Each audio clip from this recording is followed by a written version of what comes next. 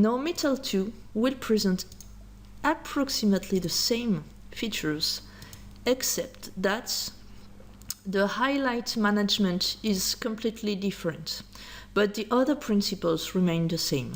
So let's go for a full preset of Metal2, or maybe I'm gonna reload my scene because it is it is a mess. Okay, let's go for Metal2. Metal2 is here, and I had chosen, if I remember well, it was this preset one. Maybe it's this one. Oh, this one. Anyway, these are the presets for Metal2. And now Metal2 really looks like Metal1, except in this brick, the specular one. The BRDF introduced in the specular one is not the same at all as for Metal1. Okay, first render. These are the same. It's logical, but we'll change parameters after that. All right, it may be a little bit longer to render. I'm not sure. And now, immediately go in specular, and in specular you have highlight larger direction 1 or highlight larger direction 2. I'm going to decrease highlight larger direction 1, and it is going to immediately decrease highlight larger direction 1. You see, it has kept almost the same size in this, almost the same size in this direction, and now it's much thinner in direction 1. Direction 1, let's say it's X direction. Okay, come back to initial, and now I'm gonna shape this one so it's in the vertical direction. It depends on your object shape and your light position. It does not depend on the UV map as far as I've tested it, and logically the way it is built, it should not. Okay, now I went to some extreme settings logically, except if you want special effects, you can keep them close to one another. Now, if you keep the one exactly equal to the other one, you will stay isotropic. You can go for very small highlights. Okay, and this is much easier to use than the first one, because it has a direct answer on your material. And when you go for very small highlights, you see you have these small points due to reflection on the displaced points. Okay, so going to too small values are not a good idea in general, except if you want to see these small effects. Okay, if you want to have them, just go for small values. I'm gonna let the render till the end. And what I wanted to say, that glossiness matters, but not that much. Glossiness will have a really minor influence on your highlight shapes. Here I have a glossiness at 70%. If I put it at 40%, you see there is not a lot of difference. Yeah, the extent of your highlight is pretty much the same. And if I put it at the minimum, 0 is 5%. Okay. I put it at the minimum value of glossiness, and I set then the maximum value of glossiness, and you will see that the difference in term of highlights is not important. You will have almost the same highlights. The calculus is a bit longer than expected. Here you may have a little bit more small points. And now if I go to 95, which is the maximum of glossiness, you will have the same result. The one thing that I also wanted to mention is that the color of your highlights is always pretty white, whiter than the applied color.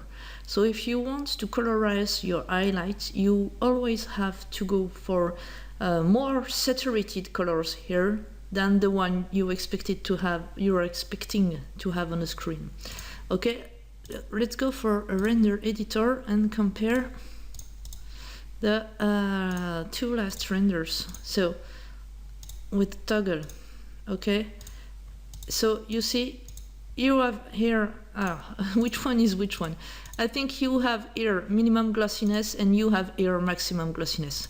You see, glossiness has really a small influence. It may present a stronger influence with other object shapes and other lighting types, but this is always a small influence. Influence of glossiness becomes more important when your highlights become bigger.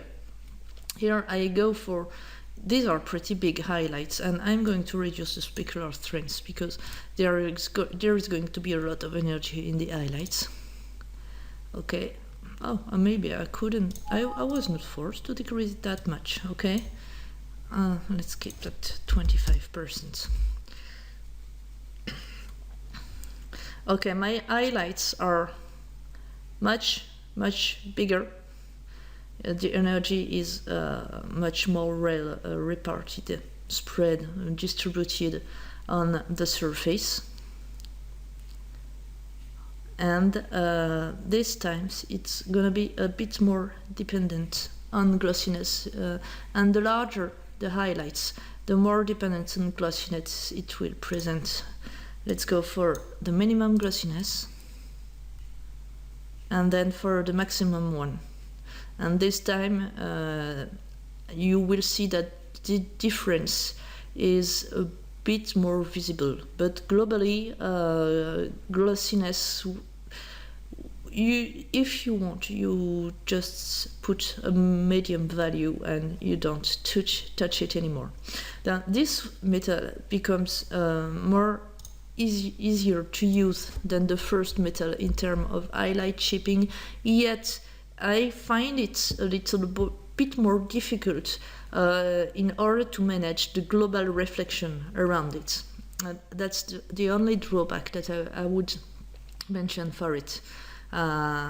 Easier, very easier highlight management, but a little bit more difficult in terms of reflection map and ray tracing repartition and balance.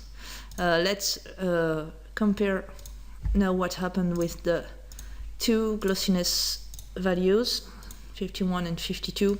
So you see here glossiness as only glossiness has changed, and there was an impact which was more visible in terms of global power out of your specular, but not really in terms of shape. Okay, this is the only difference. The difference is in maximum and minimum glossiness, but nothing else. So glossiness, you can, if you want, use it at the end to really fine-tune things, but I think you can leave it at an average value and don't touch it anymore. Okay, if you want to see if you want to have warm highlights, for instance, you have to go to really saturated color compared to what you used to be. For a classical color warm, you would go there in general. Here you will have to go to something much more saturated. Maybe not that much. Okay. Because the highlights tend to be white. Here it is much whiter than what you generally have with this color as a specular color. Okay, one other thing is that the right values, the best compromise values are 0.33 and 0.33 for both highlights. And if you go for very large things, then you will, I'll show you. If you go for very large thing, you completely lose your highlights. It's an impression it's just that they are so large that they now almost cover all the surface. So the energy is completely distributed over the surface, but and diluted over the surface. So for large highlights, you can increase your specular strength to the maximum, of course, but maybe it won't still be enough to see the highlights. So what you have to do is to force your specular outputs. Okay, this will this you can set it even very, very high. There is somewhere, I think, a limitation in the DAS default material which will not allow to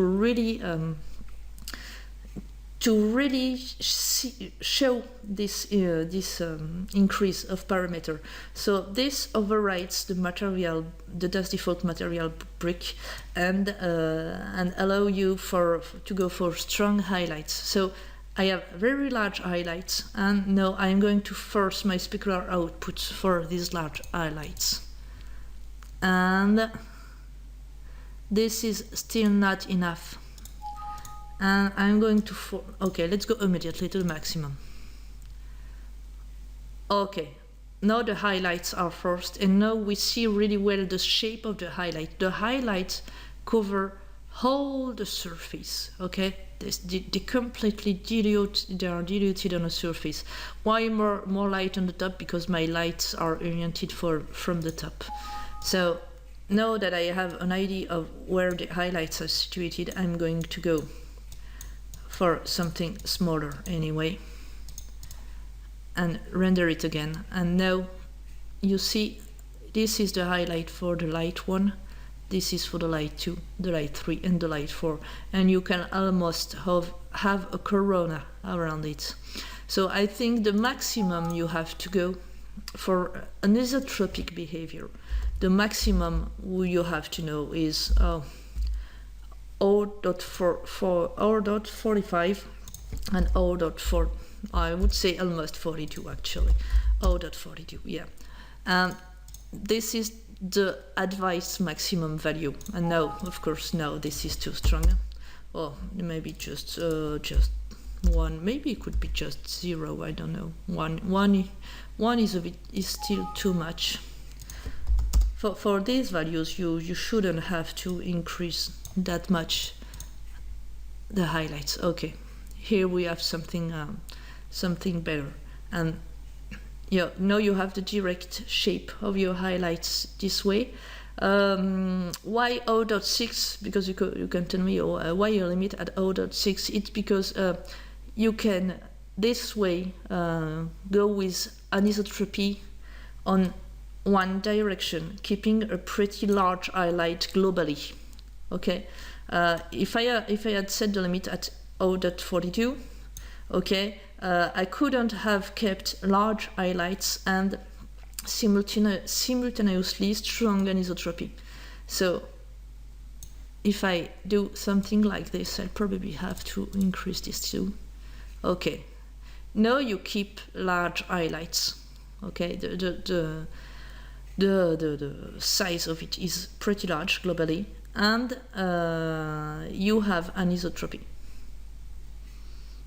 That's why the limit is so high. But for isotropic behavior, which is most often the case, you will tend to keep values lower than 0.4. Okay, and of course you can change. Okay, this, and glossiness. In which way do I want to focus a little bit more? But it won't influence a lot. Okay, large and slightly anisotropic, and you can really change the impression out of your metal. That's what I wanted to mention for the way to handle highlights. Most of you might prefer this metal because it is so easier to shape things. The thing is that for a really reflective metal, I mean polished metals, it's a little bit harder to manage. This is my personal feeling, and it may be because I'm most used to the first metal, but I'm gonna read out my first preset. It was this one, so that we come back to initial parameters. It was this one. No, this one. Yes. Okay. And now let's go for reflection management, which differs a little bit. You see, since the beginning I have set more reflective not at 0, which is not the case for preset 1. For all these presets, set more reflective is generally as 0, and for this one I have to alors, why for this one? Because with this one, somewhere the blend BRDF brings back some of the energy of the reflection map around the specular part. In this model, this is not the case, so I have to do it myself. That's why I set it more reflective since the beginning. And this increased the strength out of the environment map around the sphere. And this is why reflection have the same input parameters, but yet they don't behave exactly the same as for the first metal. So if I want something with a ray trace contribution, I can increase ray trace at 100%, for instance, and just have a look, and immediately the metal becomes much darker. Why? It's because the energy is removed. The energy of the reflection map 1 falls to 0. Okay, so I can compensate this by increasing the reflection out of map 2, which won't be altered by this ray trace contribution. And now this is better. Maybe I'm gonna load another map to see better. Another map. Okay, which one? Okay, a crisp one, so that I see exactly the contribution of my map. The contribution of my map is very dark here. I'm gonna lighten it. So I'm gonna lighten it in reflection. UV reflection strength on map 2, keep it high. Okay, maximum. It will be down. Okay, and set more reflective a little bit higher. Okay, I think that for this metal it is harder to reach the compromise. Well, on this example it's not obvious because I've reached the compromise pretty fast, but it is a personal feeling. But maybe you won't feel the same. Okay, so maybe I'm going to copy selected surfaces and pass to all to see how this interacts. Okay. And I'm going to just render it like that to see what it, with a good angle camera, to see reflections. So I should see reflection this way. Okay, I see everybody. So you have your environment map, you have the reflection of the terrace and the second terrace, and it's becoming difficult to see which one is reflecting which one, but it's okay. I think the maps are too crisp, so I'm gonna change my maps. Give me a map. Give me my reflection. I'm gonna change my map. What could I take? Could I take... I'm gonna try this one. It's been a long time. I haven't tried it.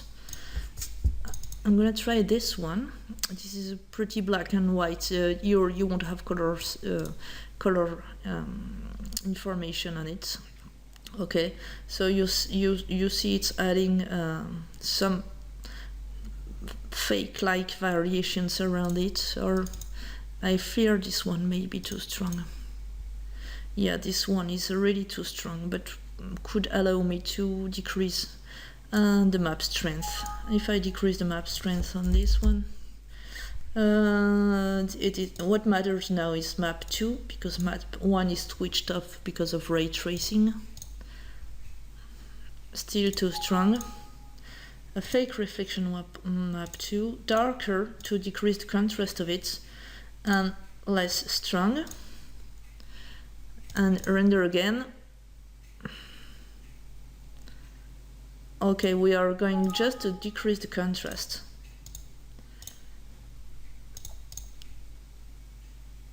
Okay, the contrast is decreased.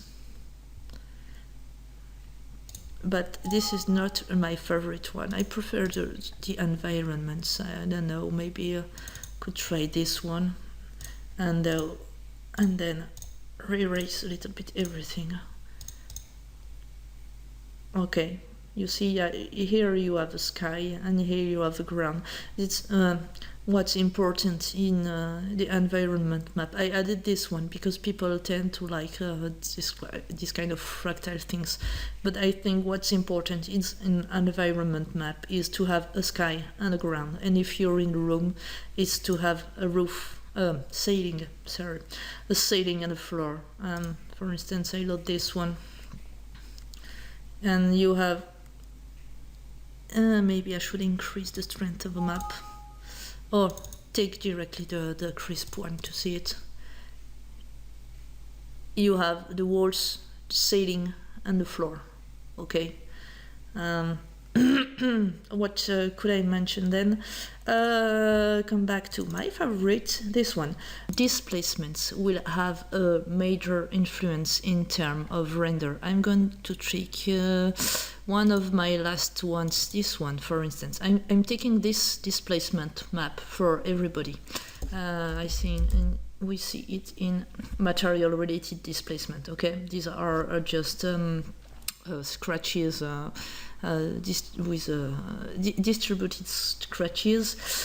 Maybe I should increase the strength, otherwise I won't see everything. Texture related displacement contribution is how much the texture map is adding to the initial map. Okay, and I have never said this before. Okay, you have something called texture related displacement contribution, and this allows you to increase this is the basic value of the map, and you increase this value with this parameter.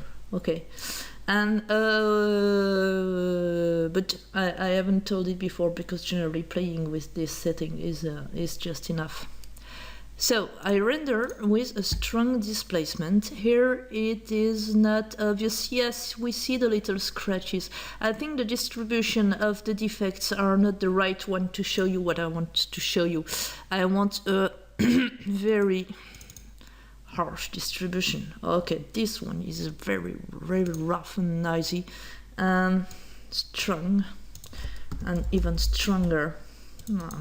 I hope I won't go too far. Okay, strong and even stronger. No, I haven't changed anything except the displacements. And no, you see, you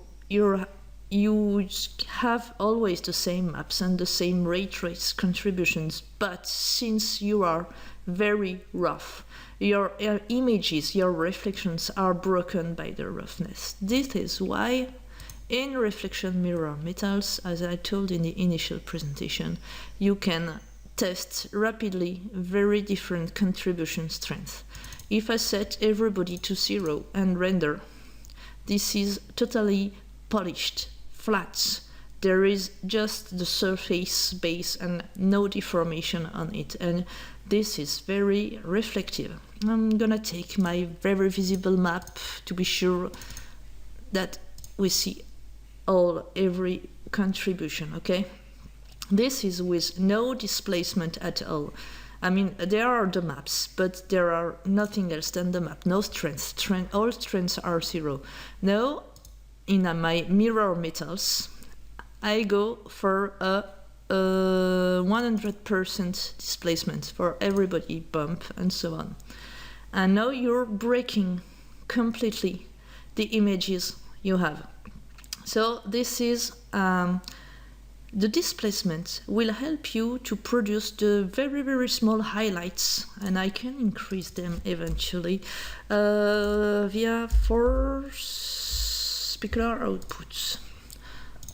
I force them there. Okay, for them very okay.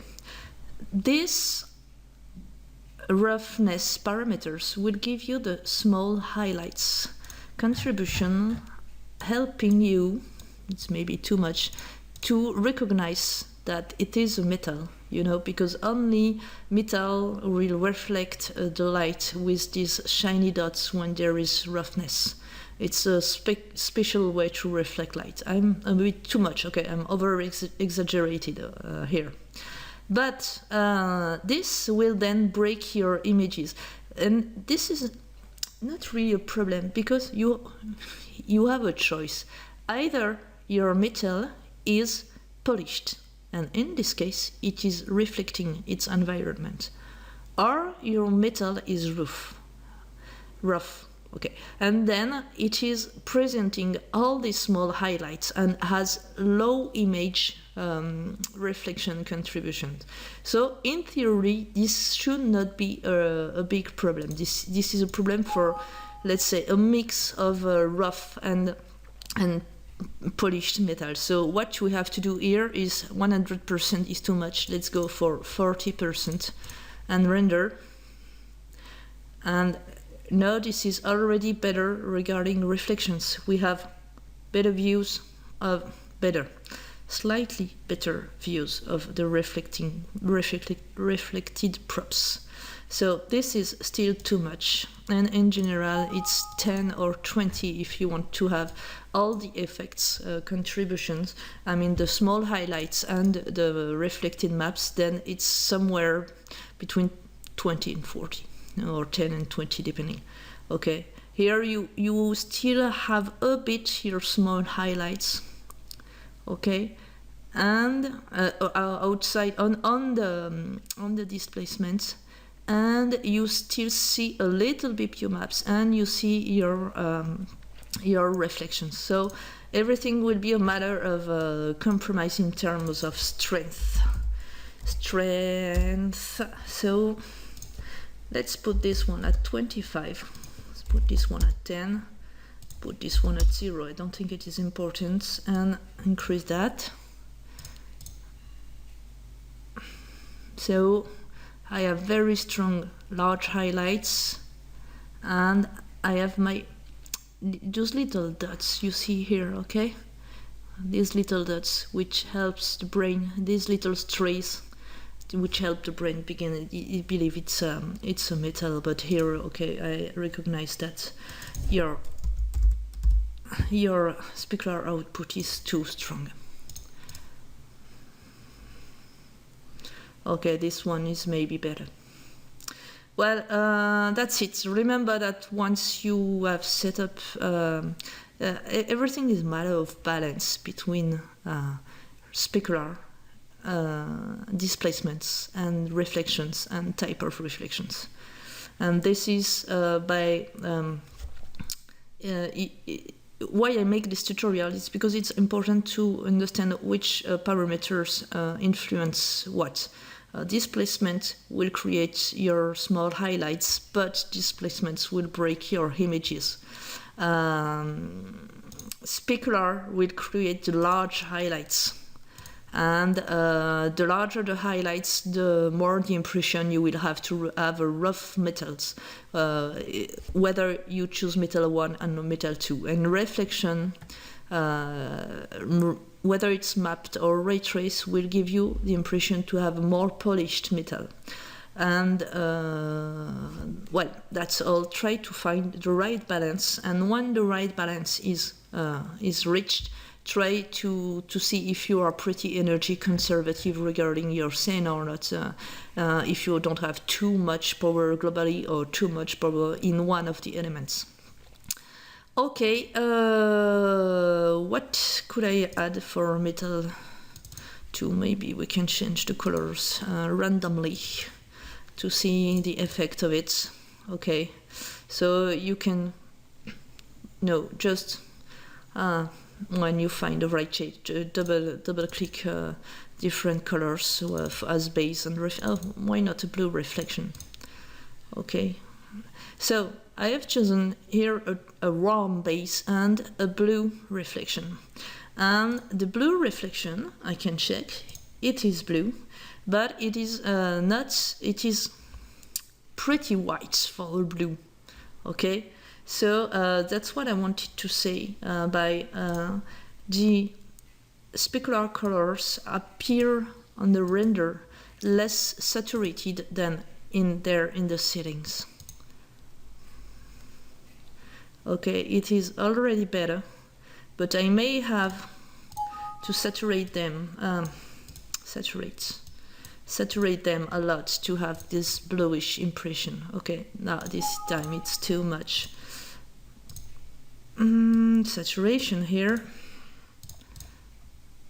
Okay, still too much, but the thing is that the colors on the highlights are always less saturated than expected. Okay, so don't panic if you're used to tweak them just a little bit and say, oh, it is already too blue. For this metal, it won't be already too blue. You will have to go there to say, oh, okay, it is too blue. Okay, oh, okay, it is too blue. But if you go for the classical small variation of highlight color, which generally place you there you will have the feeling that it's white, and yet it is not. That's all for Metal 1 and Metal 2 overview. Now I'm going to make a presentation concerning different props to see how this applies on real props, other props than just spheres and terrace.